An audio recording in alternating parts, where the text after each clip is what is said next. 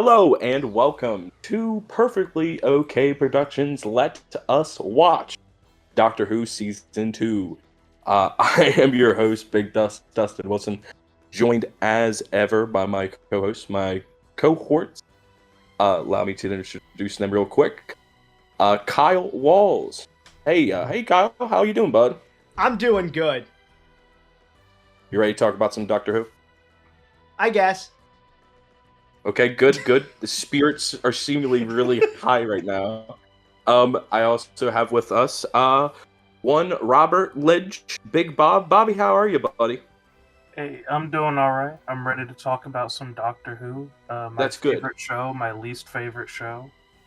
Yeah, perfect. This is good, and we are we're joined by a friend of ours, friend of the channel, Bruce. Bruce, how are you, buddy? I've never seen a Doctor Who. I just got pulled into this. I don't know where I You am. don't know what a Doctor Who is. I've never met a Doctor Who once in my life. Well, Bruce, tell me. I'm excited to be here, though. Let's be genuine real quick. Bruce, what's your experience with Doctor Who? Like, when did you first start watching? I first started watching it in college. I picked up around near the end of Tennant's run and continued on with Matt Smith. Loved Matt Smith's run. Threw a big baby tantrum when he regenerated into Capaldi and kind of fell off. And then recently went back and watched Capaldi's run, and now I would put him as probably my second favorite Doctor. Not very well versed in classic, and I'm slowly starting to begin the Chibnall run, and I've made my way through all of Shooties. Oh hell yeah! Well, speaking, yeah, like Bobby said, love the show. Hate the show. Love the show. It's a disgusting little mixture. It's an Oreo of feelings. Many such cases dropping off after Matt. Many such cases. Yeah. A lot of people did. I'm mad at myself that I did not give Capaldi more of a chance at the time, because I love his portrayal so much. He's great. Well, I think the other people in this call, myself, Kyle, and Bobby, we're on this journey right now. Where we're watching pretty much all of New Who together, and for Kyle and I's case, rewatching a lot of it, which is and Bobby, to speak for him, you've never seen Doctor Who before, Bobby, correct? Before we started watching it together, no, I had never seen Doctor Who. I heard a lot about it from Kyle, but I had never seen it. It is funny because we've started this so long ago that it is a very strange thing to say. Bobby, you've never seen Doctor Who before, right? Because he's watched so much of it for like 2 years. Yeah, exactly. He's absorbed so much content. It's just like, yeah. Where if we name off something that's very like in canon, he knows exactly what we're talking about, right? Yeah, but yeah, when I know what a Dalek is. I know what a Cyberman is. I even know what a goblin is. So, recently, I believe as of this recording, like last week, right? When did the premiere? I think exactly a week ago. Or yeah. Was it Sunday or Saturday? Yeah, exactly. It was a week ago. Exactly a week ago. Yeah. So about a week ago, the finale for season 2 of Doctor Who premiered, and the four of us race to watch it because God forbid if you watch it and then God forbid if you do not watch it and then check your Twitter account and then you get spoiled on the fucking Ronnie is back. Like, that was super cool. Yeah, really cool of you, official social media website of Doctor Who, to do that to us. Yeah. Luckily, I live under a rock, so I got no spoilers the whole time. Exactly. Yeah, you said it was the Instagram page for you, Bruce, right? They just... Yeah, and I typically do as well, Bobby. I don't have a Twitter. I have an Instagram, and that's pretty much it. And I browse Reddit now and then, and I stayed off of all that. I sat down Saturday morning to watch part 1 of the finale, and about halfway through the episode, or whichever episode, the end of the episode, the reveals of the Ronnie spoilers. And yeah, like 10 minutes in the episode, I just happened to open my phone and it refreshed my feed, and the first thing was from the official BBC Doctor Who page. It was, oh look, she's the Ronnie. Ronnie's back. And I was like, Any show you're watching, All if right, they cool. have a social media, you gotta block it until you're all the way through it. I've never seen a show that's like literally 3-4 hours after the reveal of a major plot point. It's just plastering it all over for views. Well, But I think we'll get back to something that's we that- think is in like a part of the problem yeah. with that. Well, I think season 1, I think all in all, season 1 I have more positive views of than season 2 now that we've finished both. Season 1 I think had a lot of faults, and I think the finale was very disappointing.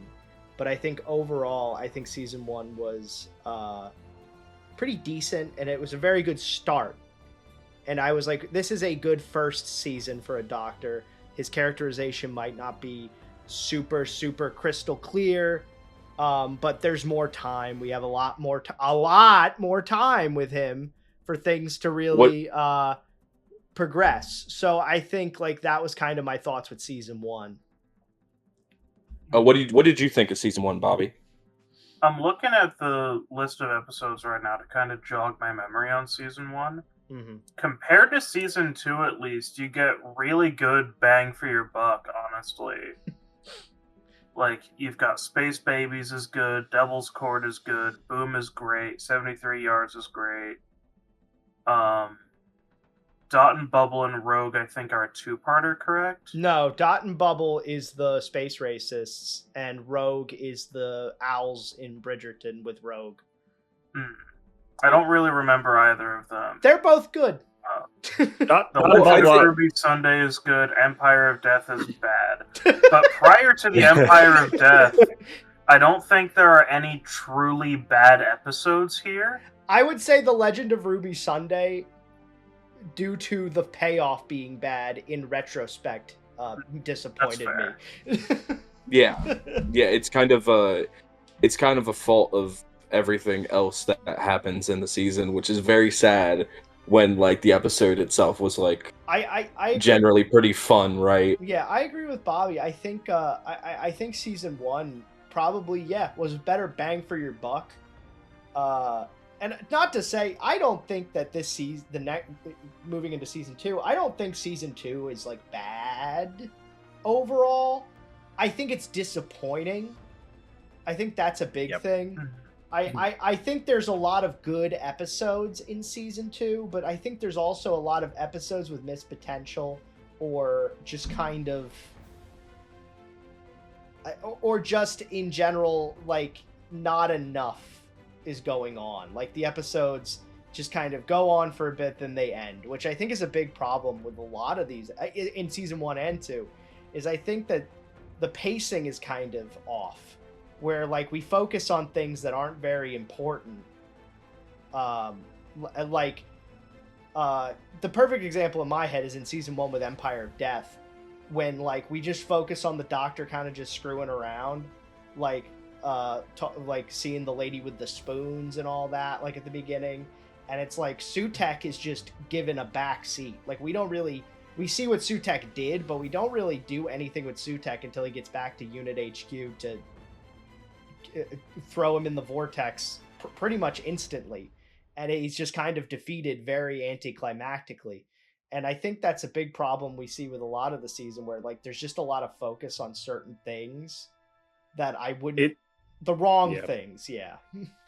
It feels discordant to the level of build-up that they gave Sutek throughout the season, and I think season 2 is kind of a mirror image of that. The episodes leave these little breadcrumb trails, and then you kind of expect them to pay off, and then when they don't, it kind of retroactively makes you look at the other episodes in a different way. Well, I think two things. I think they do pay off, but I think it's the fact that like the payoff doesn't really make any sense. You know, it's like you're following breadcrumbs and you end up getting to like a pie.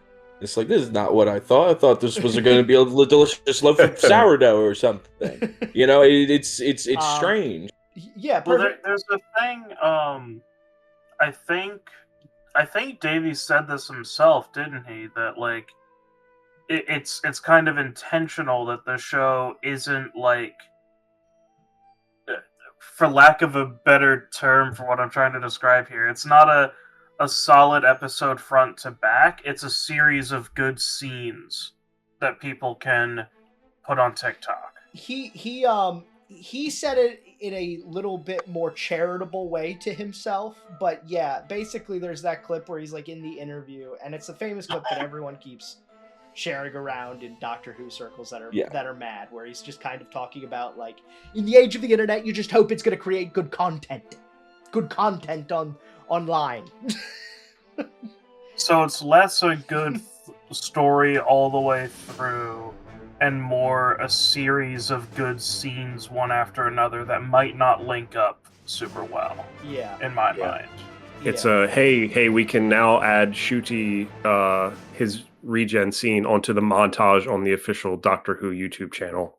You know, be sure we to can subscribe have, to we the can have official Doctor Who Ncuti. YouTube channel. We can have Or, like- Ncuti in a desert talking about spoons, and you see that scene, and you're like, "What's going on? I gotta watch Doctor Who." yeah. What's the deal with the spoons? It's interesting to me because the very idea that he, like, his very thought on this is so strange to me because he is such an old person. You know, it's like it's, and I say that to the I'm way so that surprised he knows what the internet is. but it's like it's so not hip to think about it like that. I don't know how you guys feel. Like, I get what he's talking about, but you don't make like moments and TikTokable things by going into it with the perspective of this will be a TikTokable moment. You make a good scene and you make a good moment. Disingenuous, more so. And I don't. Yeah. I don't make television, but that shouldn't also be a way that you shouldn't be making a 50-minute episode of television with the main focus being, oh man, these 12 seconds are gonna.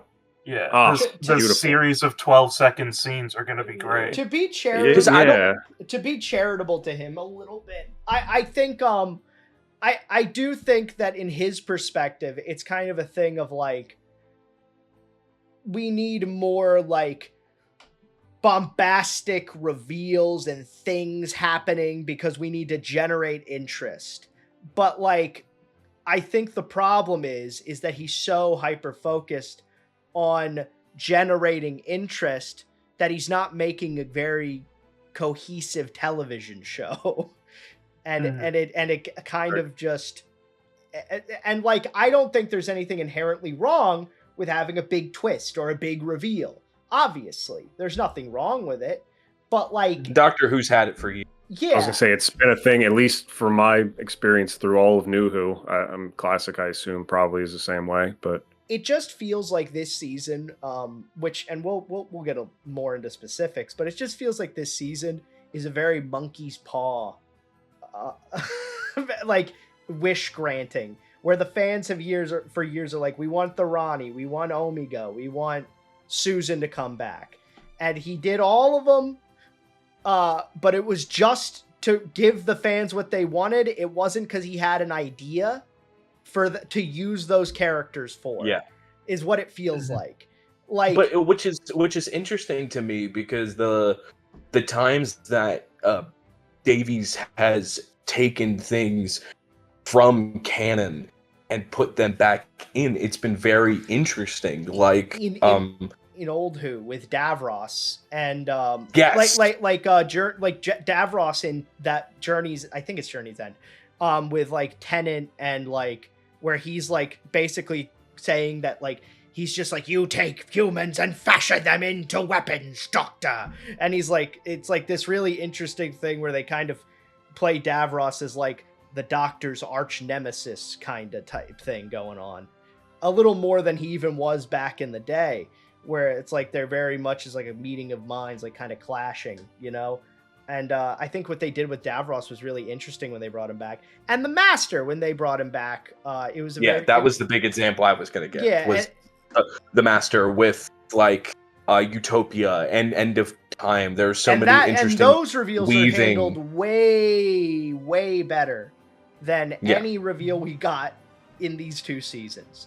The Yana, the Professor Yana reveal is so much better than anything we got. Like, I mean, you can directly compare it to the Mrs. Flood reveal. Like, where, well, the problem is, and like, there's debate because I've seen, everyone says that he didn't intend for Mrs. Flood to originally be the Ronnie. He kind of just made Mrs. Flood as a mysterious character, and he later decided she was the Ronnie. I have not seen a direct quote from him about that, and I don't know if that's all hearsay. I will say this, as never having seen the Ronnie in the classic episodes, from what you guys have described her as, this Time Lord scientist, nothing that Mrs. Flood does in her appearances throughout the course of these seasons would leave those breadcrumb trails for me. Yes. It very much feels like we need to give her a shocking identity, fill in the Mad Lib, she's the Ronnie. Pretty much. I think I kind of don't like it even more with the interpretation that she wasn't originally the Ronnie, because it feels kind of to me like he made Mrs. Flood and then let the audience fill in the blank, kind of. Yeah, but like Bruce said, I just don't think. I think even if he always intended her to be the Ronnie, he provided no clues, no context, and he stretched it out so long that it's like, yeah, he couldn't. Because if he made it too obvious she was the Ronnie right away, it's not a mystery. It's just, okay, when are we gonna reveal this? It's obviously the Ronnie. We're just gonna sit here for 2 seasons until you reveal it. Like Professor Yana, because it was revealed in the same episode the character's introduced. Like for classic fans, there is foreshadowing. There's some foreshadowing about him not knowing his past, and like him having the same pocket watch as the Doctor, like in Human Nature. There's like subtle, like this is like foreshadowing to like the reveal. But like, because it's such a drawn out reveal and he doesn't want anyone to get it early, I think he's afraid to like give any real meaningful hints, because he's afraid then it'll just be too obvious, and then the fan base is just going to go, when are you just going to reveal she's the Ronnie? Jesus. But if you go into a Bruce. I was just going to that point. There's an interesting quote, I think it's from George R.R. Martin, who was talking about Game of Thrones, the show, around the time of the finale. And he was like, if you write your story with the idea that the butler did it in the murder or whatever, and then people online start to guess, they piece together these things, that you've left a breadcrumb trail of, the butler did it, and then the internet guesses it, and then you changed it at the last minute, no one's really satisfied. And it's, they're less satisfied by the reveal than if they'd been like, yeah, I guessed it. So it kind of almost feels like some weird like bait and switch to give like a fuck you to the audience, right? Yeah, like you're not smarter than me, guys. Which you're not the writer here. That is a big problem, I think, in a lot of Hollywood things in the age of the internet. Is there is a lot of, like, I can't really remember. There was another project at a pretty high like a project recently. I can't remember it, but I just remember that like it was a situation basically the opposite of what George was or Martin was saying. It was that example where they were like, oh yeah, the audience figured it out, so we changed the reveal. And it's like, you can't, it's not, you have all these clues and you can't, like in Game of Thrones is a perfect example. Like there's a lot of clues and a lot of foreshadowing and stuff that Jon Snow is a Targaryen. They went through with it, which is good, but everyone knew that for years, that Jon Snow was a Targaryen because of all the foreshadowing. But then it was a reveal, and people were still kind of excited because they were like, "Oh, finally, official confirmation." But like if they changed it and just went, "No, he's not," then they'd be like, "Then what was all that foreshadowing?"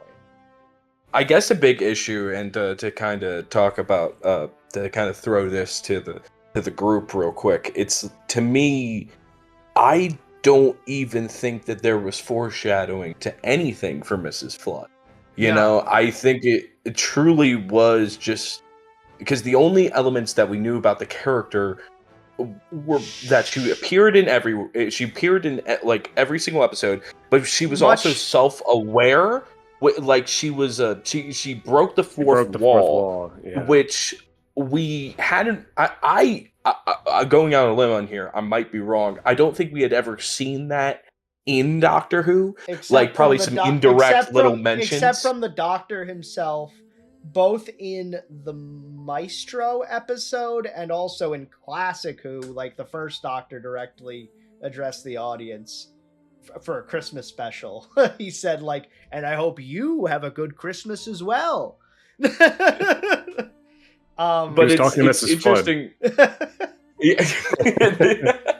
But it's interesting to me because when you propose these elements like that you kind of think of, or at least for me, I think of like an omnipotence. You know, I think of seeing past the veils of the reality and whatnot. I think of the character that was reintroduced in the 14 episodes. I think of the Toymaker, you know, where he kind of broke the laws of reality and kind of bended it to his will, right? I think in ways he broke the fourth universe. Yeah. In ways he broke the fourth wall. I don't think he ever directly said we're on a TV show, but he broke the fourth wall.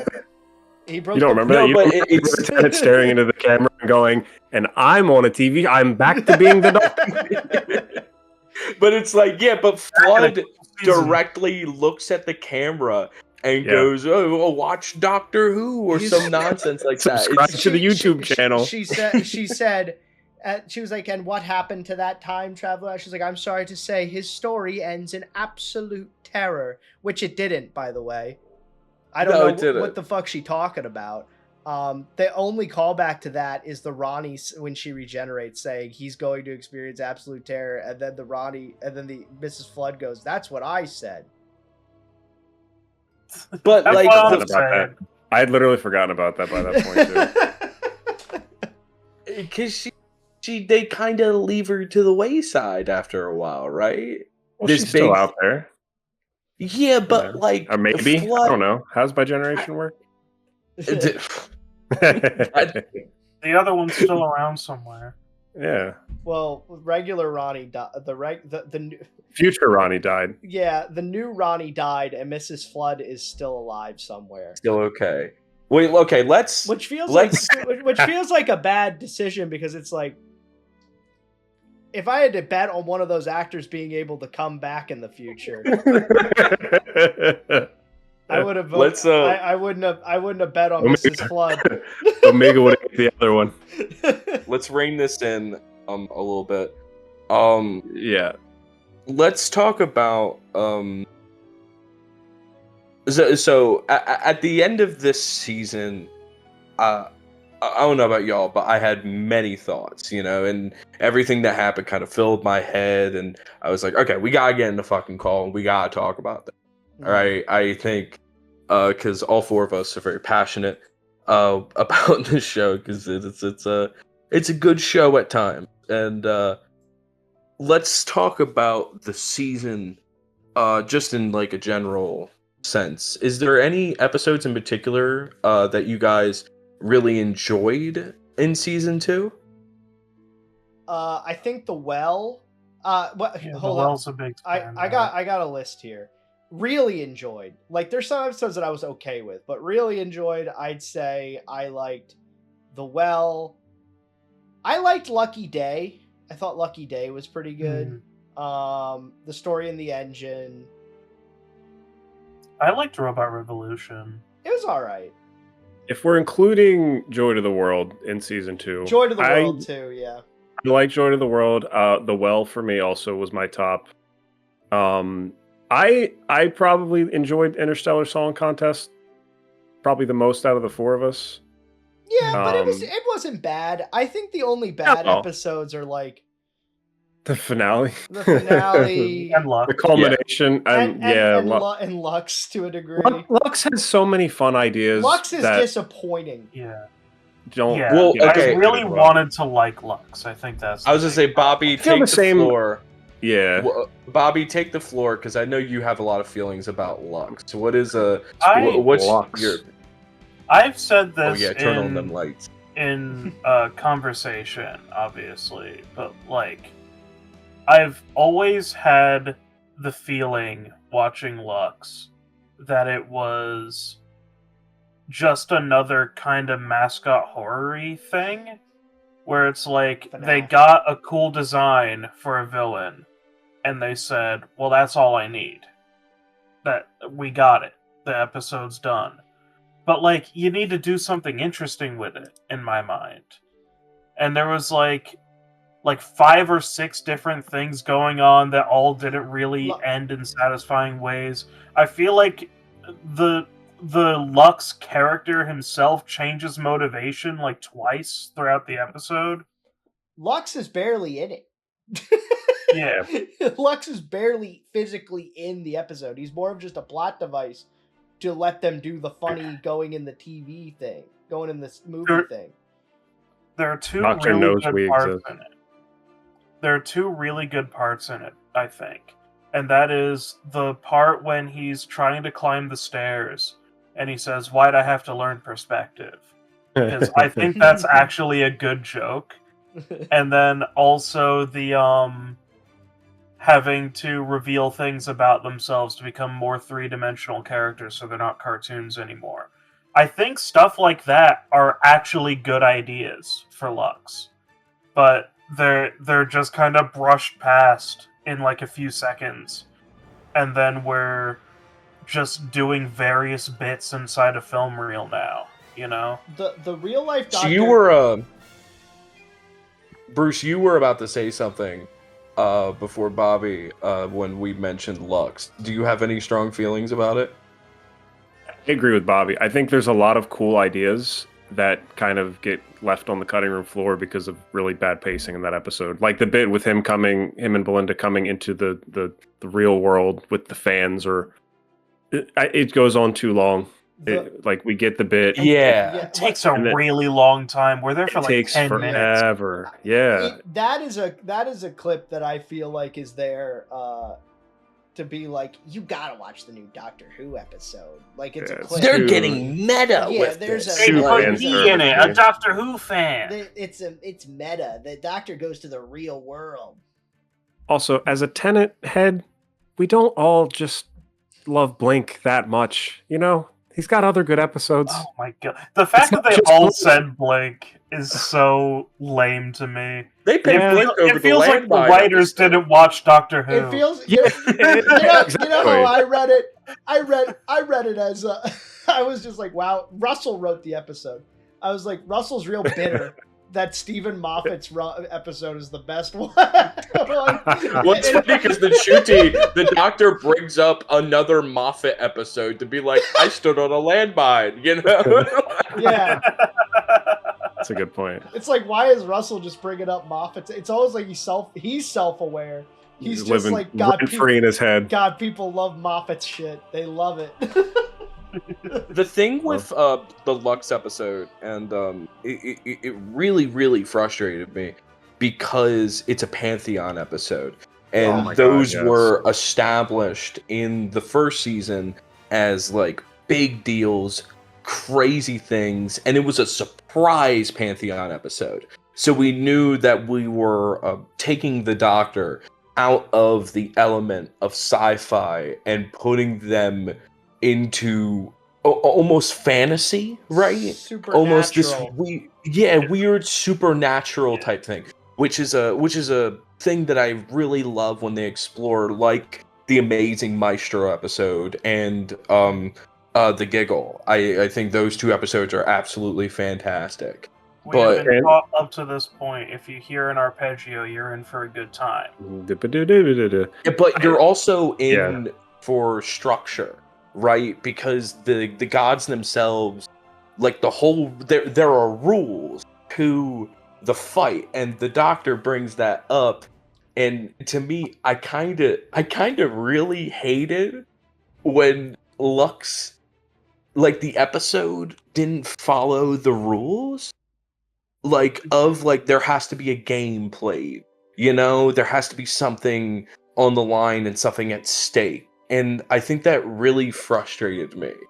I agree 100%. I was gonna say the biggest mishandling I felt like in Lux was that the Pantheon members just kept getting more and more diluted with every appearance when they should have felt like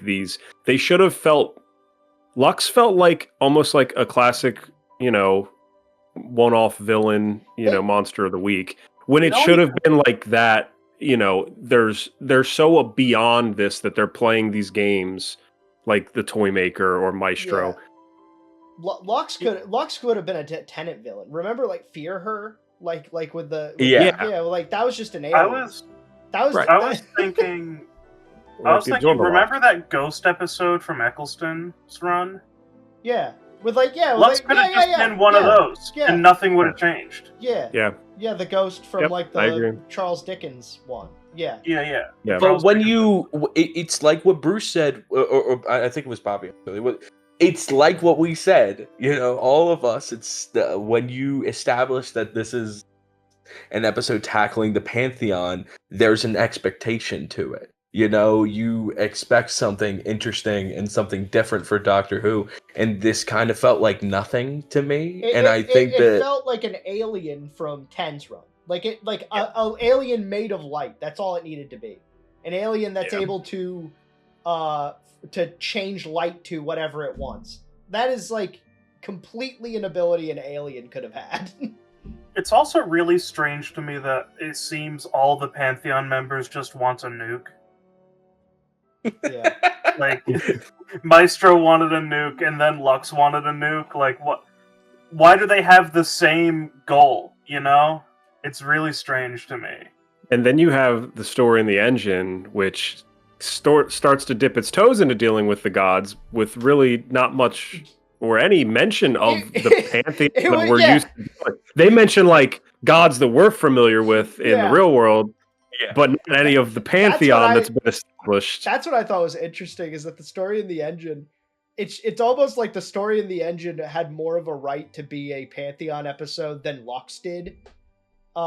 It's almost a better Pantheon episode than Lux in a lot of ways, because the Doctor is very much staying in the format he's following the rules of telling the stories to power the engine and all that. There's that being said, it's modeled after a series of real life gods, and especially the central one is a real life god that is still worshipped by a lot of people. And I think it would be kind of disrespectful to be like, it's actually a funny cartoon man from a different dimension. That's a good point. It's a fair point. When you start dipping your toes into the pool of gods, then you're gonna have to dodge those landmines. To an extent, if we're dealing with deities, I think when you're doing fictionalized god stuff, I think the only thing that's off limits, and even that, I don't think it should be, is Jesus. Like people, like, that's the only one Next that people companion. ever not make off limits. There's all kinds of media that just goes, African Bruce, story did you guy, say let's Jesus make him a Christ was thing." an ex-companion? Yeah, sorry, I have it inside. There's a leak. Piper and Jesus. That's who Billy Kyle. Piper is. You say that he's off limits, but remember how Joy to the World ends? Oh my God! Yeah, that is Jerusalem. 0 AD. So not AD. I think, wait, it was like 22. I know it's not after death. It would just be 0. When did it's he? Not just, be, it's it's zero. No, it's episode 0. No. Yeah. I was like, how old was Jesus when he died? Do we know that? Which time? 33 is a big number in the Bible. 33. All right. He got gomaged. Yeah. He came back though. That motherfucker. I was gonna say, wait. Yeah. You're old. When he died the second time? Did he die the second time? I don't know. They're not very clear on that. Wasn't that the big one? Wasn't that? He did die a second time, but nothing killed him. He just kind of ceased to be. He regenerated. Oh, that's. He was like, I'm hopping up to heaven, I'll be right back. He turned into Donald Trump and said hello. He said he went to heaven and was like, I'll be right back, and then he didn't come back. What the hell? Yeah, that's what happened. That's Flaky. real. I'll be back. So Can't trust to him kind doing of, nothing. I think my issues with Lux, it kind of stem to the rest of the worst parts of the season, and especially the finale, to where there is this. It just feels so disconnected, like nothing really adds up or makes sense. And I'm gonna throw this out there, and I think everybody here will agree with me. I think it's the biggest issue with, especially the finale, is that Davies can't write an ending. He is Never has been. Never could. really bad. I think the only time he's ever knocked it out of the park was like End of Time, right? End of Time. And that time, yeah, but it's still got its own messiness. Yeah, I mean, elements of, like, I think Stolen Earth is all right. I think Parting of Ways is probably his best one, Eccleston's exit. Yeah. Like, that's probably the most... I was about to ask about Parting of Ways, because I thought that was pretty good. Yeah, Parting of Ways, I think, is really But if good. we're talking about, like, the big, all epic, his finales have like, the same kind of issues. They're Yes, more yeah. so now, but they've always been kind of sloppy. He doesn't really explain himself very well. He puts a lot of spectacle in the finales, and like, it's not always a bad thing, but it's definitely a pattern that he has. Whereas like Moffat like also did spectacle, but like he kind of, it was all very character driven. Like Big Bang 2, while they literally rebooted the universe, but it was mostly focused on like the Doctor, Amy, Rory, and like River. Like it was all. I feel like like Moffat's endings felt like the solutions to the problems set up throughout the season were convoluted, but there were answers to pretty much all of the threads that he started to lay. Yeah. By the end of the season, in this season, we have giant dinosaur like aliens walking through the world, and a Redditor reading bedtime stories to a baby. You mean the bone and like beast? I failed. The bone She's beast. provoked the bone beast. She provoked the bone beast. I fail to connect the dots. I don't get where one leads to the other. We still don't know why Poppy showed up in the Anansi episode. We don't know why. The stories were bleeding. But I thought that was supposed to be an excuse. Like I thought that was an excuse. He didn't. Yeah, that's what they do in Doctor Who a lot. They show something weird and then they give you some excuse, and then they're like, "That's actually wrong" later on. Yeah, but they didn't do that. So it's like that was just true. It's like stories were bleeding through, including her having a child. Yeah. No, we can stick on this, but like next thing I want to talk about is I was about to say the assassination of Belinda Chandra. We'll talk about that along with talk about like the character the lobotomization of Belinda Chandra.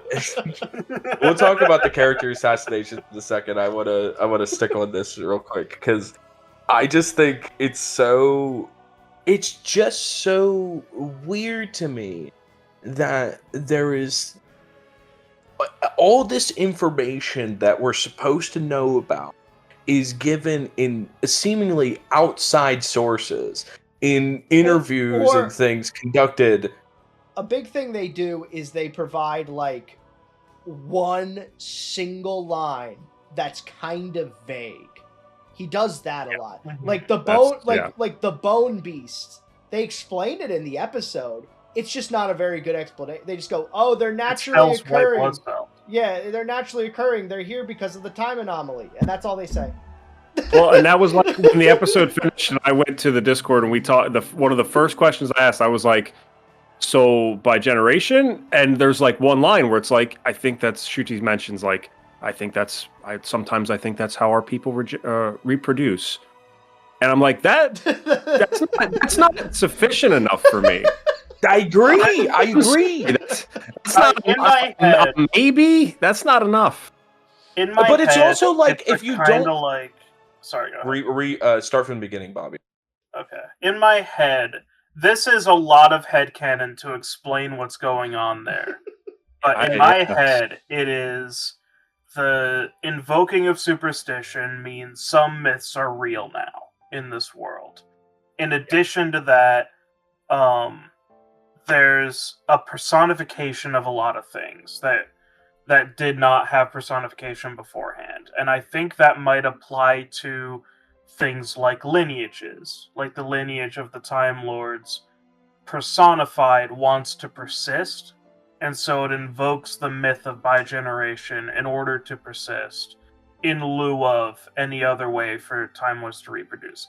That is my extremely dumb totally canon reason for it. I don't want to go down too much of a rabbit hole, but I want to the provoking the myth in the giggle with the salt and myths are bleeding through. It has carried so much of the season. Yeah. Because, like you said, it's a freaking wild card where he can go, any inconsistencies or any Mrs. Flood staring into the camera, or by generation just happening twice and saying it's a myth. All of that, you can just be like. But if that had been mentioned, that is a load-bearing line over these 2 seasons. But all it would have taken in the finale would have been like one thing with like ever since the salt was spilled at the edge of the universe, things haven't been quite. And I would have been cool with that. I've been like, all right, that's kind of our big catch-all. But there's almost like they're avoiding talking about like what could be the easiest way to retcon shit would to be bring that up. Right? Yeah. It's one of those things where it's the fan head canon, which I understand shouldn't always be the correct way to go about things is to listen to fans, because we're supposed to be writers for a reason. We gotta fucking do our own shit. But also, like, that's just such an interesting way to go about retconning is the fact that like myth is fact, right? Yeah. I think I also just want to add really quick that this is all justification from my brain. This is not given to us in text at all. Well, that's what I was about to say. Is when I look back, because the first season I kind of excused it, but like. Basically, these last 2 seasons and the David Tennant stuff, that's all we've been doing, it feels like, as fans. Like, coming up with... Like by generation, we were like, it was a myth created... the reason it happened was because the toy maker was there, and because, like... But the thing is, it's like, yeah, we all, like, agreed on that, but, like... It's not in the text. Like, we all agreed that the only reason by generation was possible was because the toy maker was present and the rules were different and it was a myth. But like now that's been disproven in season 2, so we are just flying blind. Like pretty much in my head I'm justifying things about like by generation and stuff, and then Russell's like, it's dumber than that. Is that an issue? Is that an issue of like the fandom itself, or is that an issue with the showrunner? So. I think it's I think it's a writing issue. That's a writing issue, yeah. I think that is a writing issue because I was thinking it is in not my head being explained to the it's not being explained to the audience. And that's the problem. So the audience is coming up with their own explanations. So then if he does provide an explanation later, and it's dumber than what everyone else came up with, they're just like, it's dumb. But then the big point that I'm saying, which is like one of the biggest flaws to the season to me, is that when we get an explanation, it's sentences. Yeah. It's not anything but like some fucking thrown away line. Like randomly the doctor in the finale is like, we're sterile, which is like, why wasn't this brought up before? It's a thing. They're kind of like those guys from Star Wars, the guys from the band in Star Wars. The Biff? The Biff, Biff? yeah. They don't reproduce normally. They just put their genetic code in a machine and then it spits But out. I don't know about the Biff. I know about the Doctor. Okay. But but what I'm saying is that that's also how Time Lords reproduce. Both of those things Bobby said are extended lore for Star Wars and Time Lords. Yeah. Like that's never said. In extended media, there's this. Oh God, now I'm getting into the lore. In extended media, there's this thing called the loom, and the Time Lords cannot reproduce naturally. They need, because of like their exposure to the time vortex and stuff, they are all sterile. That is a thing in extended lore.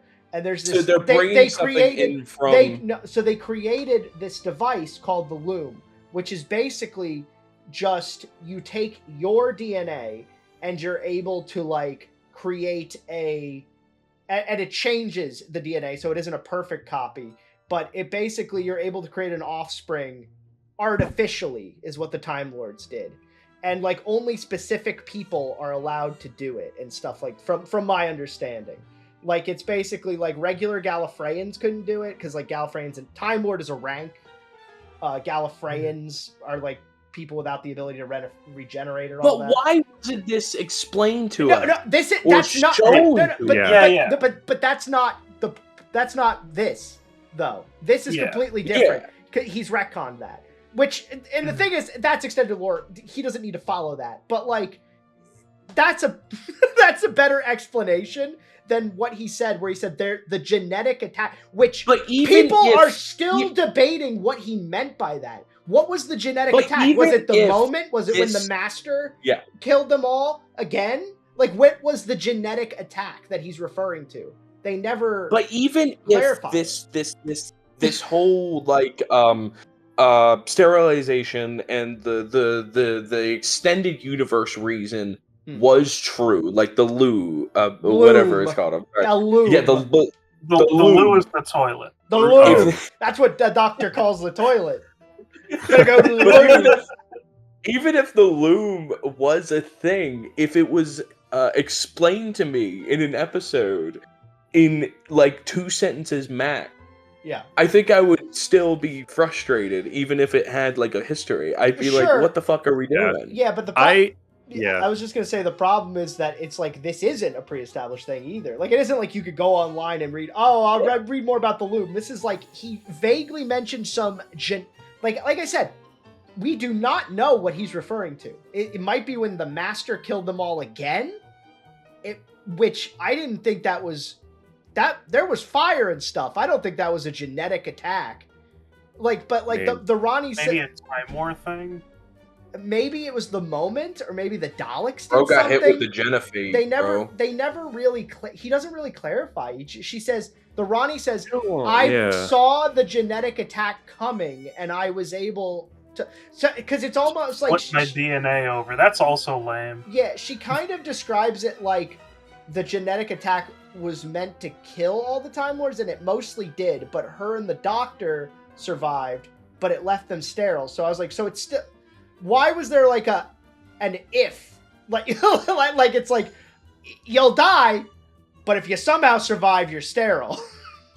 I really enjoyed that scene, and I found it was because I was like, to your point, Dustin, I was sitting there like as the Doctor and the Ronnie were going back and forth in a dialogue. I was like, holy shit, I'm really enjoying this because I'm engaged, and there's questions that are being kind of answered, and it kept going on, and then it stopped, and then I was like, oh, okay, well, now we're shooting. Now unit headquarters is on a pivot shooting its own beast. Someone also we're freaking doing Star Wars. And I found myself just being like, man, I really liked this episode when it was slowed the fuck down and we just talked for a minute. That was cool. Somebody pointed. I remember watching that episode. I was like, "What madman decided Unit HQ could also be a gun?" I don't know, but Kate gave him a job immediately. I saw somebody Holy say, shit. "Have you noticed that every finale takes place at Unit HQ? Yeah, Every single one." Unit wasn't very involved prior to Shooty.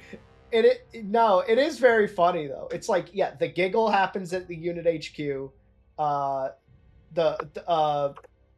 Sutek is at unit HQ. Sutek just posted. Why didn't Sutek use it as a gun? I have a really nice set. We're using it, goddammit. No, I swear to God, that's what it is. It is literally like, that unit set is really nice. Let's keep using it. It holds a lot of people. But then why we already have the camera shots. We like the wide shot can hold. We want to get a shot of the Blinks. We gotta be in that.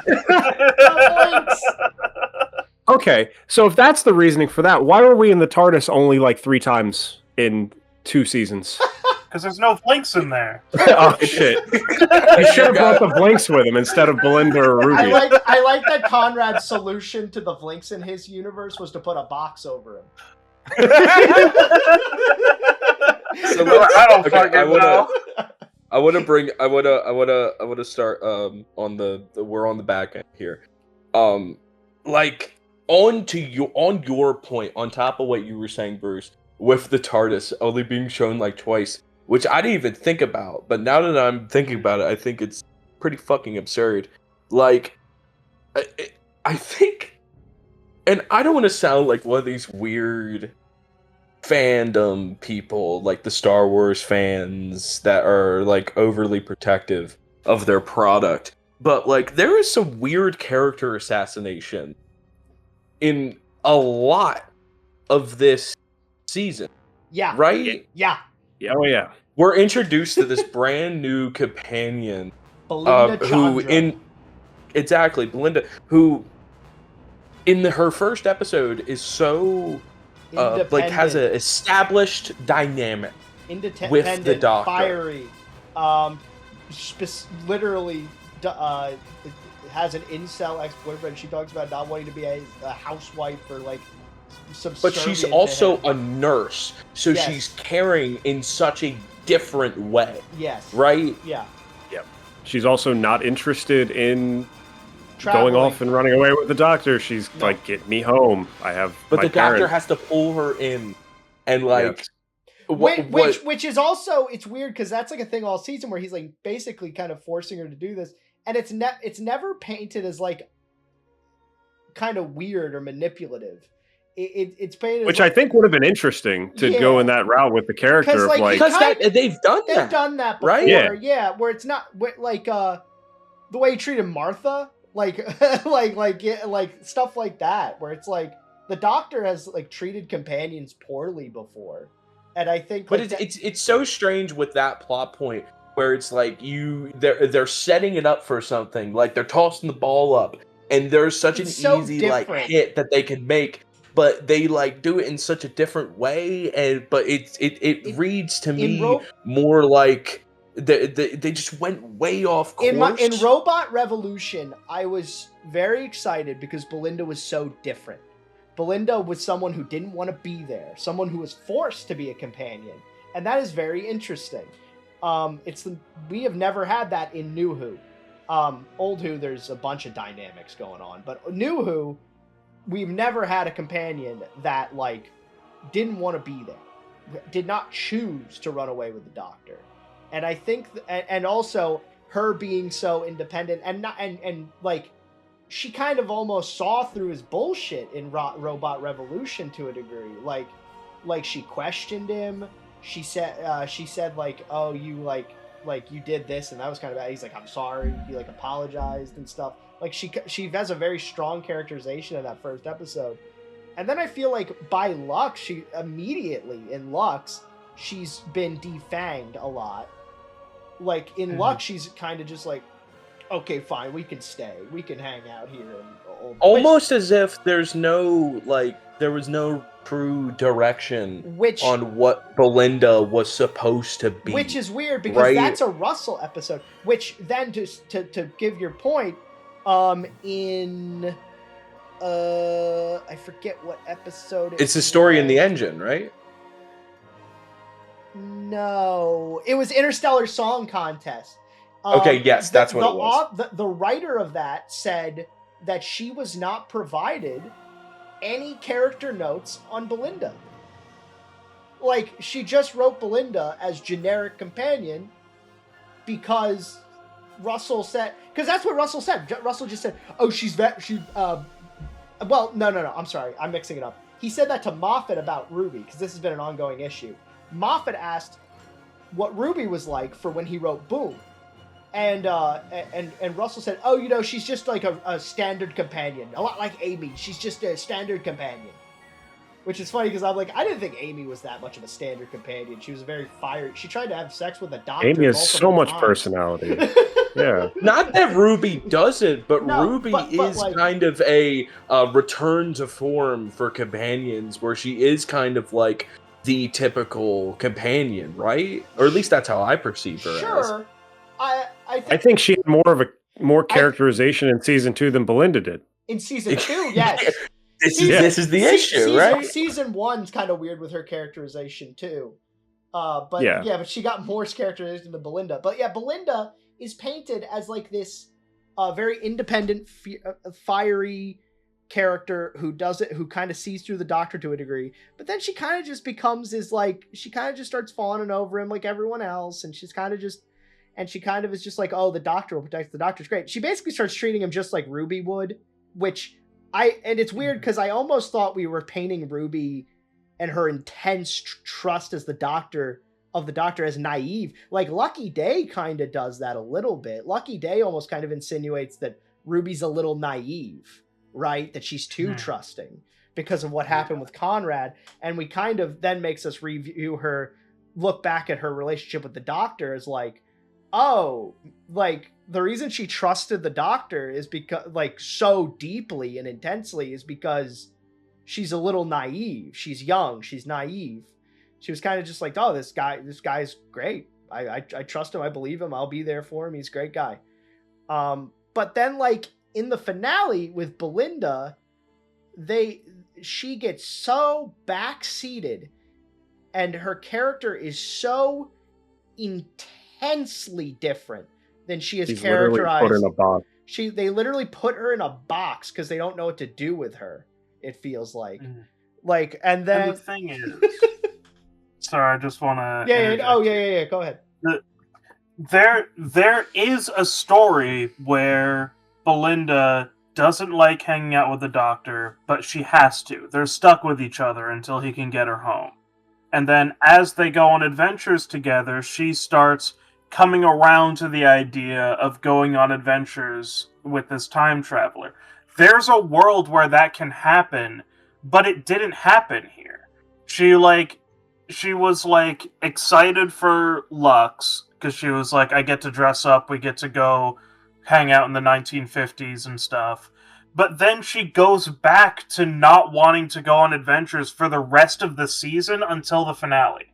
Until Interstellar Song Contest, then she's like all on board with that again. Yeah. Like there's a story there of somebody coming around to it, but that's not what happened. Is my issue. Yeah. That I think that's what they were going for, but they just kind of flipped a switch in her. It's like they wanted to be this reluctant companion, to almost in contrast to Shooty's like overwhelming bubbliness, like, oh, we're in the 1950s, let's get dressed up, let's do all this. And like having a companion that's a little like reluctant, hesitant to it would be more interesting, but it's almost like they didn't want to have any negativity. It's like, yeah, we got to put the fun clip of them getting dressed up and getting out in the TARDIS and running around in their fun 1950s outfits on Instagram, and it's we can have some character moments. Should have been pushed further back. I think Russell. I think that's also a problem where Russell is like, and I'll say as a director, I guess it's not a bad thing, or like a showrunner, it's not a bad thing.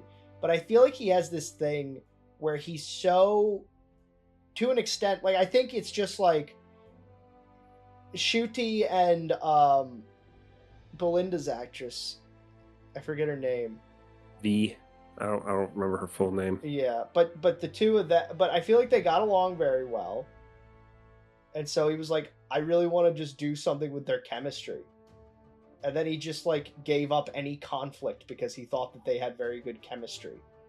That's kind of, I guess that's most charitable version of what I'm thinking. But by the Even when end she of the watches series, him torturing someone, she's like, that episode, yes, that wasn't a good thing, Doctor, and then they move on. she barely does that. Yeah. She Right. no, she says it wasn't a bad thing, like, because she's worried about his morality, not like worried about the victim, which is very weird. It's as a nurse, yeah. I don't know. I think the fact that she didn't have a strong reaction to that was crazy. Like, well, but also by the end of the like we're talking about Belinda, that she's this very very independent person in the first episode, and obviously like doesn't like a very self-reliant, right? By the end of the season, she's literally like doting after her baby that she has with the doctor. yeah. Who like Until time gets can't rewritten, help- and then she just had a baby with some random guy. I just can't help but feel so weird that in the perfect reality that we go back to, it's not the She doctor has to that have- has the kid. Yeah, she had- Wait, it's not the doctor that has the kid, because the doctor doesn't have the kid anymore. It's because But it's still Belinda that has the kid and is happier. Like, I don't know, just something 'cause about that just really read weird to me. when you look back, and it's a problematic thing to point out. Russell has a habit of anytime he wants to give a female character a happy ending, he has them get married or have a child. That is like, he did it with Rose. She got married, presumably had children with 10th Doctor. Martha got married to Mickey and got married to Mickey. Donna got married to that one guy. And that's pretty much all his companions. But I mean, he's also like it's Bruce. You mentioned before we started recording that you feel like there was a mistreatment towards Ruby Sunday. My girl. Kyle and I kind of talked about it a little bit, and it's all speculative, so I'm not going to harp on it. But I just felt like a lot of Belinda should have just been Ruby, especially in the finale when they shoved Belinda in a box. But yeah, and then just odd. A lot left on the table with Ruby. It was very strange how the Doctor treats her in the end of the finale, where they kind of revert everything, and then Ruby, for some reason, which is also not explained, she still remembers everything, but then the Doctor almost just like is just dismissive of her, and there's like, when we were watching, go ahead. When we were watching it, Bobby literally was like, "Oh, the Doctor's like, he remembers too. He's telling her to drop it." Like, that's what and then the scene kept going on, and then it was like, "Oh, I guess it isn't. He's just being mean to her." He winks at her and is like, and I thought the same thing, Bobby, where I was like, yeah, like, oh, he's like, Belinda's not gonna remember, like, I remember Ruby, let's just, drop it. Which is a very Doctor Who ending. Right? Yes, and I was like, oh, I love that. And then it kept going. And then they got back to Unit, and Ruby's like, no, guys, like, I remember, and everyone's like, shut up, Ruby.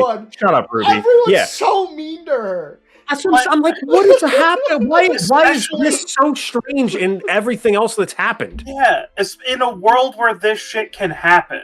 Right. Like, the especially Doctor the of all Doctor. people should be like, wait, there's something to this. Yeah. And that's happened before to him, I reckon. Ruby pointed it out. She said, "This happened to me."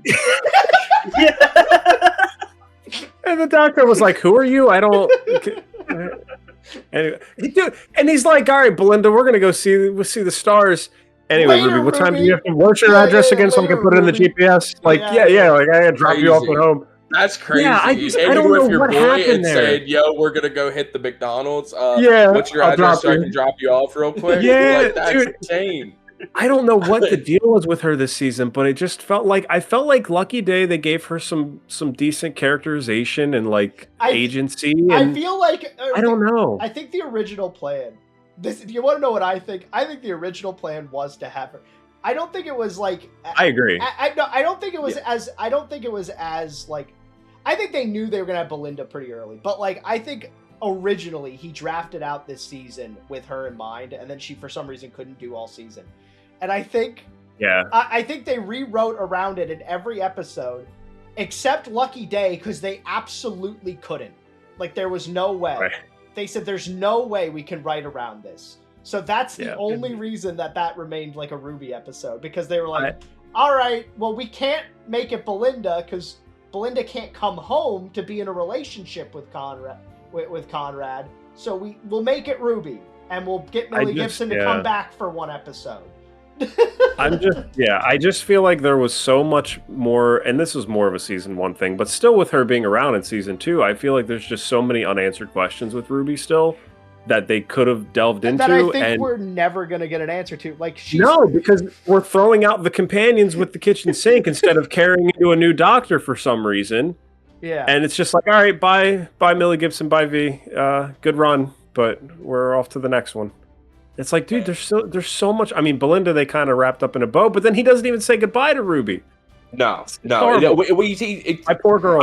I think that the biggest character assassination in this whole season, it's not Belinda, it's not Ruby Sunday. I think it is the Doctor. I think it's the Blinks. The Blinks. The Blinks. He should have been able to. The Blinks should have been able to remember the past from the other thing. I think it was character assassination that he couldn't remember. He should have been able to take that box off himself. He has no free will.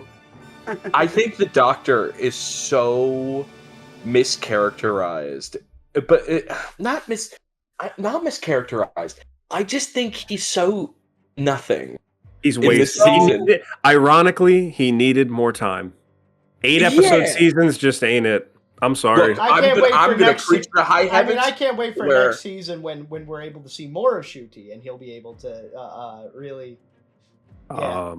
What's up? I'm gonna preach to high heavens. Check Instagram. Say that this is the absolute like. What? What happened? They were doing a bit.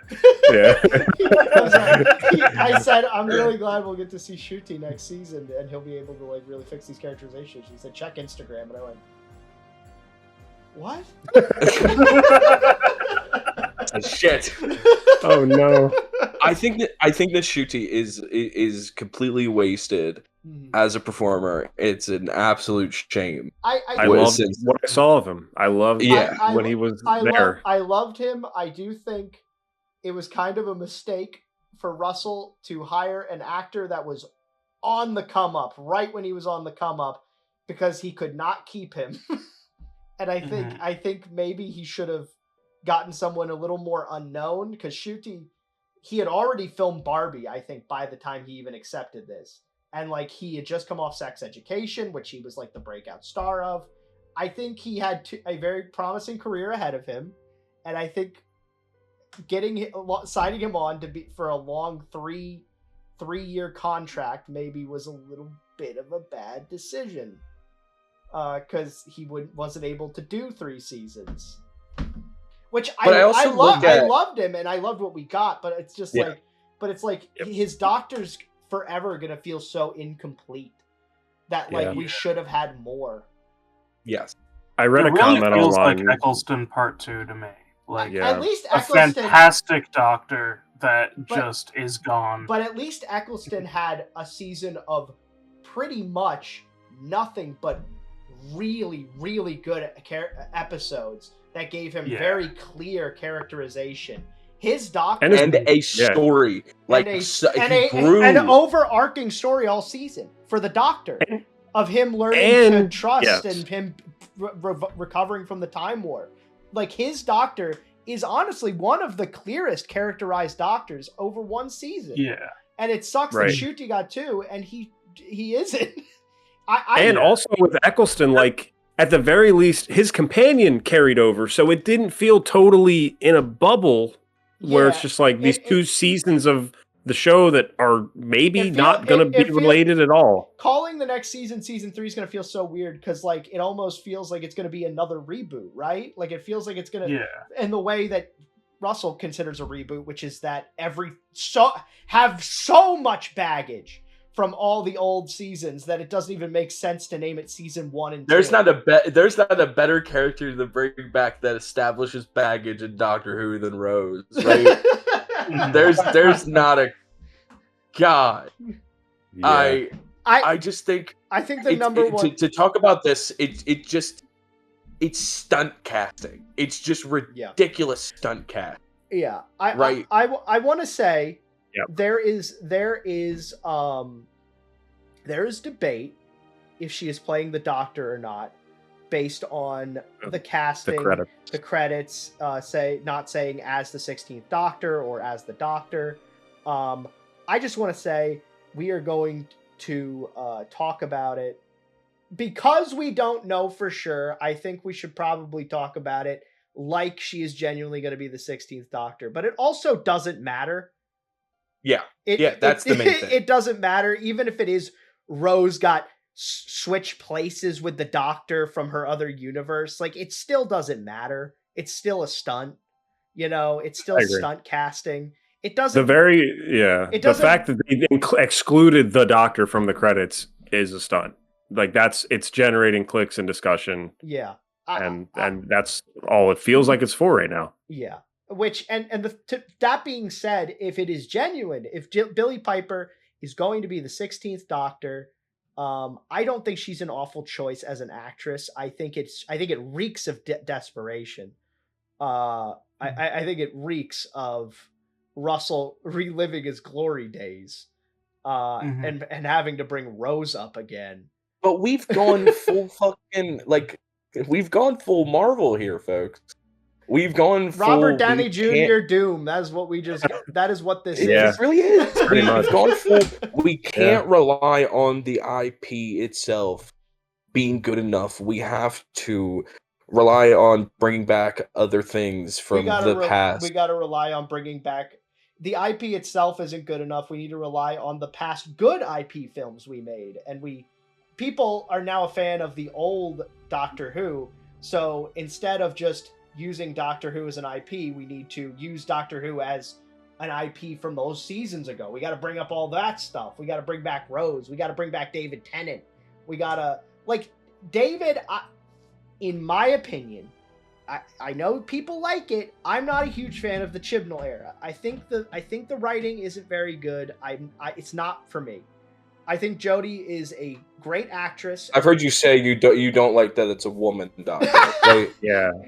Oh no. Yeah, that's the police are on their way. Ooh, I've watched Doctor Who in person with you before, and you do glare at the screen whenever there's even a woman companion, let alone a doctor. Yeah, you get really you start clenching your fists and just You're right. No, I think Jodie Whittaker is a very good actress. I think she was given very bad material. Honestly, I think it's pretty similar to Shooty's situation. I liked her in the finale. Spoilers. I liked her in this episode. Yeah. I liked her in this episode. And the 5 minutes that she appears for no why reason. was that scene there is my problem. Yeah, there's no for the reason clip on Instagram, Bobby. For the clip on Instagram. It was. Yeah. It was a clip on Instagram. It was immediately, It's the first thing they put on there. I think. What was I saying? I think Jodie Whittaker's season is. I'm not a huge fan of it, but I think. I think all in all, I might honestly, in some ways, I think I prefer it to the Shooty season. I think I had more fun. I have more fun with a lot of Shooty's episodes, but I almost feel like Jodie Whittaker's Doctor might have even been more clearly characterized, and I don't know. It's very disappointing. The fact that season 6 out of 8, and the fact that episode 6 out of 8 in season 2, the Doctor takes such an extreme turn in characterization was very odd to me. And then thrown away. Yeah. It doesn't matter. I think another thing, and Dustin, you've talked about this. I think another big problem is the amount of episodes and the episode length. This is a Elo Neal point, friend of the channel.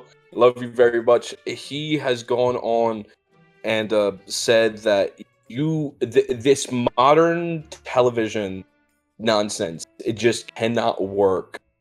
Or at least Russell does not know how to work it, because you guys have the IMDb page pulled up. What are the lengths of these episodes? Bruce? Season 1, I have it pulled up. Season 1, A Church on Ruby Road, 57 minutes.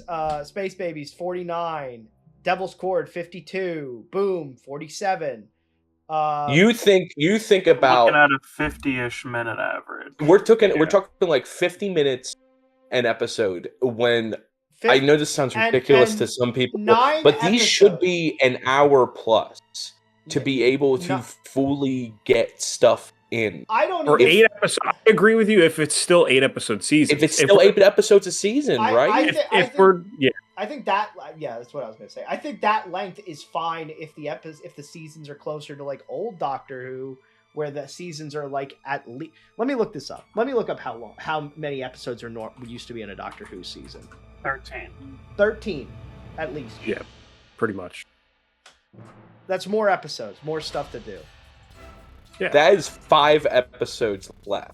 Yes. Right? Yeah, I mean, that gives you think about that. That's crazy. Mid-season two-parters. Like, we get none of that now. But small little bottle episodes. You don't. I mean, we had Boom. But like Eccleston's season was 13, 14 if you count the regeneration special. But it's like these, they do not have the ability to write for this modern era, where these shows are so fucking expensive that you can only make 8 episodes a season, right? Mm-hmm. That's the big thing. Is I feel like these are all about the same length as old Doctor Who episodes. Like all of them are about 45 minutes ish. It's just like you said. The problem is but that I think is not an excuse to a degree, because all these standalone episodes, it's like Russell used to write episodes of this length all the time. Like it's which, and I get it. It's like maybe it's the fact that. But Russell also didn't have to add so much nonsense. Like we didn't have to put aside like 5 minutes to be able to establish something that's going to be brought up in the finale. Yeah. Right. Like it's becoming too much, or not too much, too little. It's becoming too little. It's foreshadowing, 10 minutes of callbacks. You're left with a half hour of actual episode. With odd pacing a lot of the time. And a lot of times he focuses on the wrong stuff. It feels like back to what I started with. Especially in Lux. Yeah. Yeah. So I think overall we're all pretty disappointed, right? Actually, I love season 2. I'd hate to see the shows you don't like. I think disappointed is a good word to sum it up as, just because I left it going, man, I wanted more of the Doctor. I wanted, like, Ncuti. I wanted more things answered that had been set up. Which I think that's a good segue right into, because we haven't actually fully we've alluded to it, but like, Ncuti's gone. Yeah. Like he's gone. Yeah. And like this isn't. They really killed him on set to the regeneration. It's crazy. He is gone. They shot him, man. Like he is gone. He had 2 seasons, which is the least of he barely has more than Eccleston, because like he had 9 in the first season, 16 episodes. Eccleston had 13. And then if you look at it, and let's really break it down. If you really break it down, you have 73 yards. He's not in it. Dot and Bubble is like a Blink style, like Dr. Light. Medium, Dr. Light kind of. The other 2 in season 1 he's in. Season 2 you have Lucky Day. Barely in. Wish World, he's not the a different Doctor. character. he's John Smith. He's John Smith for 3/4 of it. But I mean, to be fair, I would consider Human Nature a Doctor Who episode, like a Doctor episode. Yeah, no, I agree. I'm just saying it just.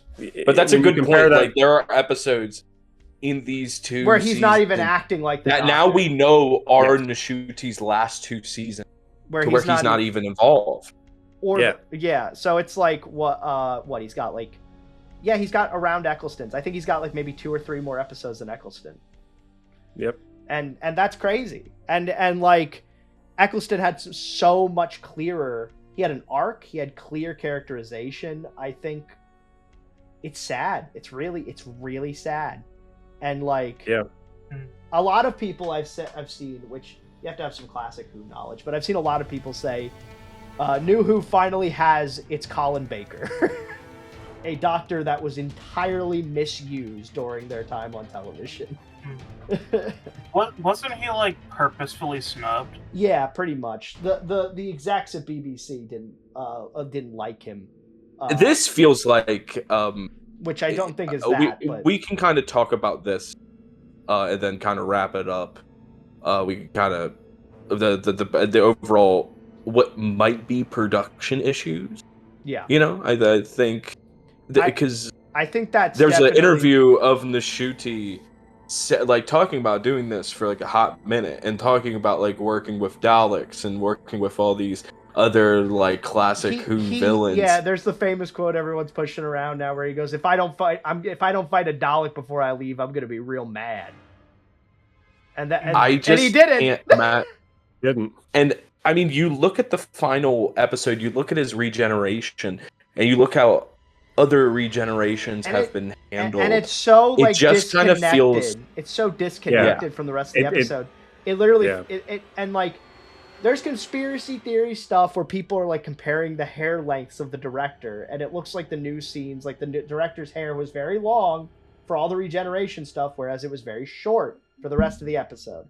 So a lot of people are like, I think it was filmed later. I think they decided after the initial filming that this was going to be his last season, but they don't want to admit that, especially considering right now they're fishing to get a renewal from Disney. They don't want Disney to know how much of a production hell this has been, I don't think. Or they don't want or other people that might pick it up. Yeah. But I do think it is a problem. I think there's been a lot of production issues over.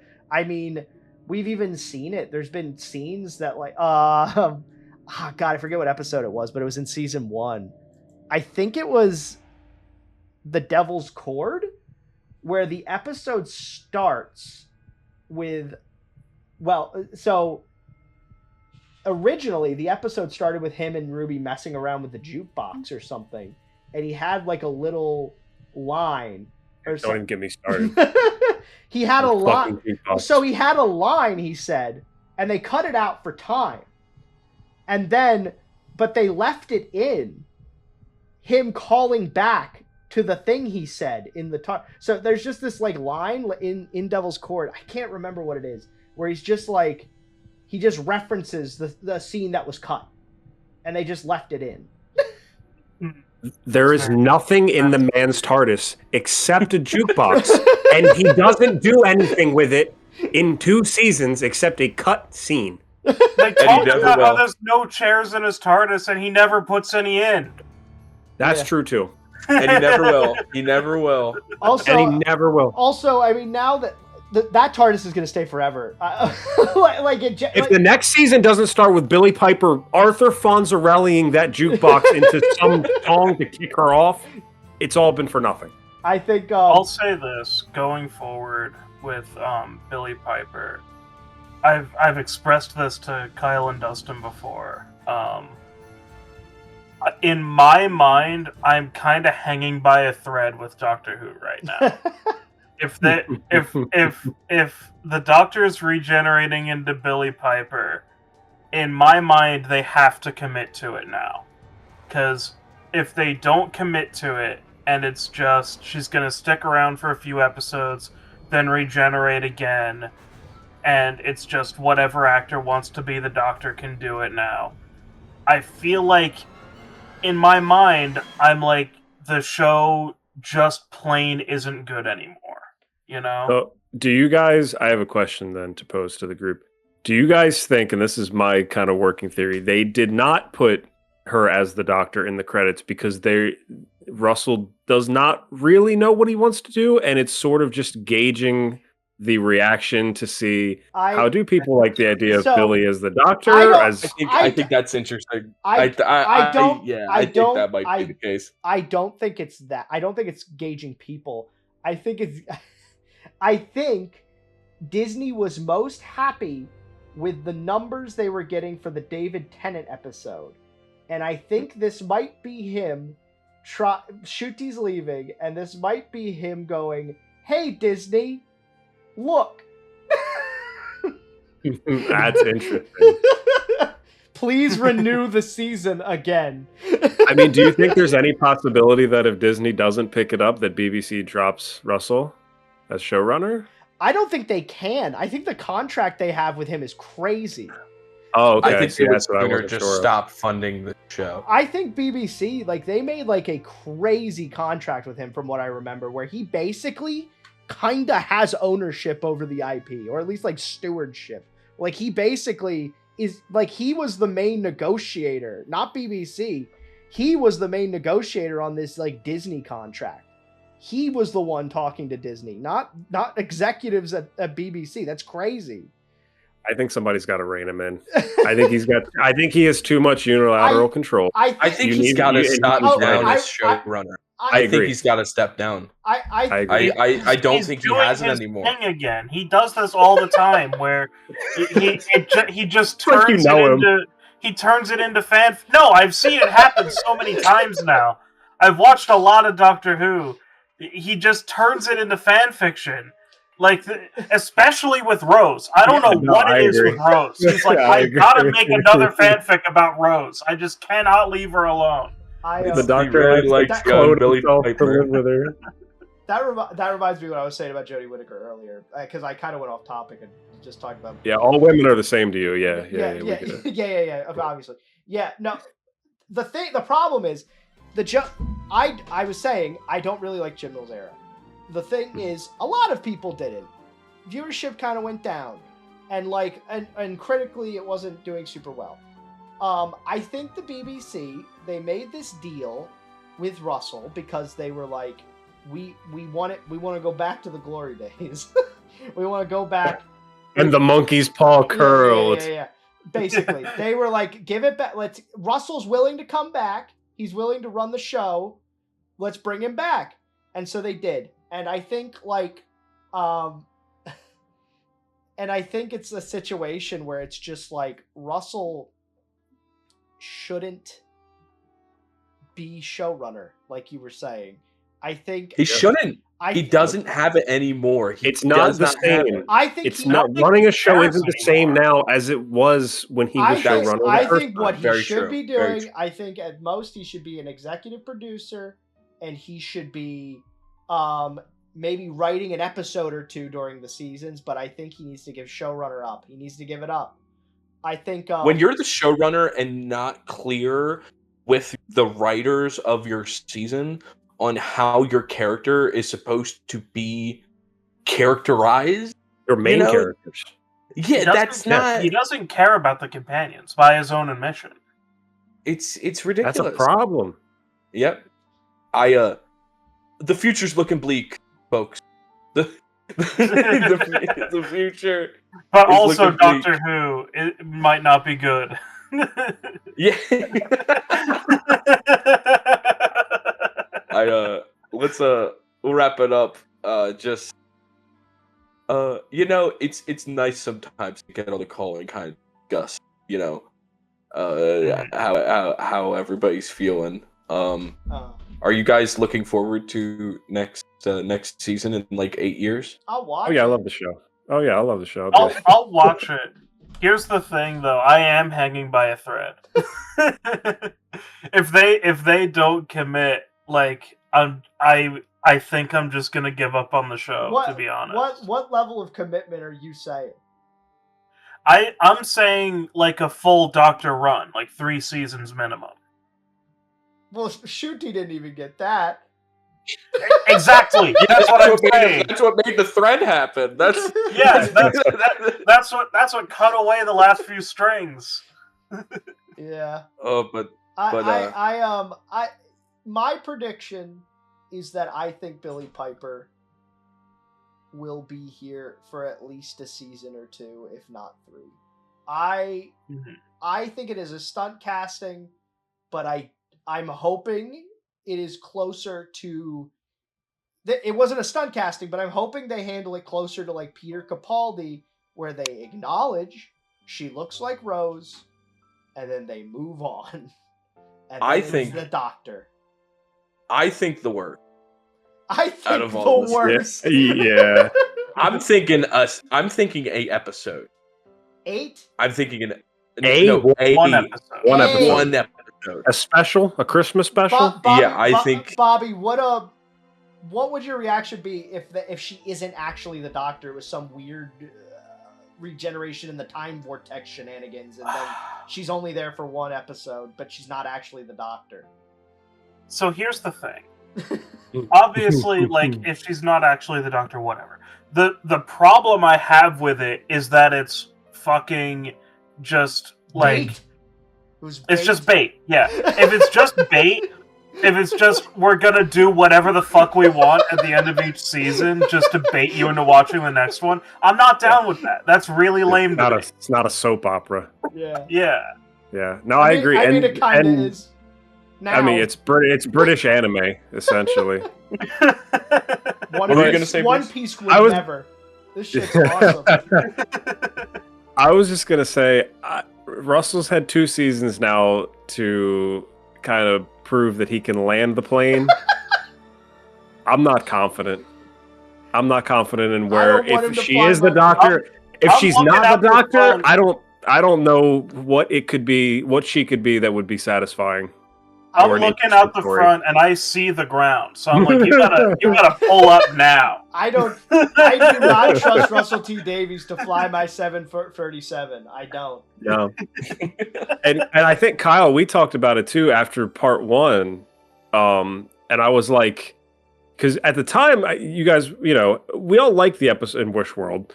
Like, we all I like it was like a, I still do to an extent. yes, right. It's an okay episode. But Yeah. that day, like, it finished, and I was like, there's a lot still that needs to be wrapped up in the second episode. Yeah. And I was like, I'm nervous, is how I described it. And Why was Susan it there? didn't. Why was Susan there? Why could Ruby remember? Why did Conrad's wish stay, but no other ones did? I gotta up These questions and Scroll, more will never scroll. be answered. No, and we'll never know. Join us next episode when Russell T Why was Davies Rogue in gets hell? on call with us to answer Get Rogue out of hell. all our questions. And we Well, all we're lambast burning. him for an hour. How did Rogue get a hold of the phone in hell? Why was there a phone in That hell? was Yeah. so dumb. I forgot was about crazy. that. He's just in front of a green screen, like, "Hey, doctor, I'm in hell. It sucks here. Anyway, here's your next Sable plot Okay, point." Sable, See ya." huh? remember Somebody- that you like men. Abel's be acting weird, right? Somebody said, isn't it crazy that he literally made the doctor a gay romantic partner and sent him to hell? What was he trying to Holy say? shit, you're right. Oh my god. Russell is a Oh, gay man. man. What is he doing? Dark humor. And and we don't have to get into the weeds on the social aspects of it. Another character that was done incredibly dirty, I'm just gonna say, was Rose Noble. What character? Yeah, what character is that? know what Literal character? What character? literal trans erasure. She literally showed up and said, "Not." She didn't say anything. He played on her iPad in the whole episode, She and then didn't that was say- it. It was a way. I'm just gonna say it socially in some respects. It was a way for them to be like, Conrad, the guy who represents all the weird redditors, couldn't respect you. Couldn't But, like, imagine Conrad a trans Couldn't person. imagine. Conrad shut didn't erase up. her. You did. She didn't do anything when she got back. It's like she didn't say anything. How interesting! How funny is it though? Think of it from the lens. You're watching the episode of the lens of a person that doesn't know that, like, Rose's actress is trans. So it's just like Conrad couldn't have imagined a person like you, and it's like, You're special. what the hell? What the hell? That must be a cool girl. Yeah. Like, What the? Why he really hated that Wow, girl? For he's some reason. really racist, huh? He's really racist. Yeah. All right, I think that's gonna wrap it up for us, folks. Oh. Thank you all for watching. Tune in next time. Make sure comment what you thought about the season. Let us know. Leave a like. Subscribe to the channel. We're gonna be pumping out more of these. And thank you very much for tuning in, folks.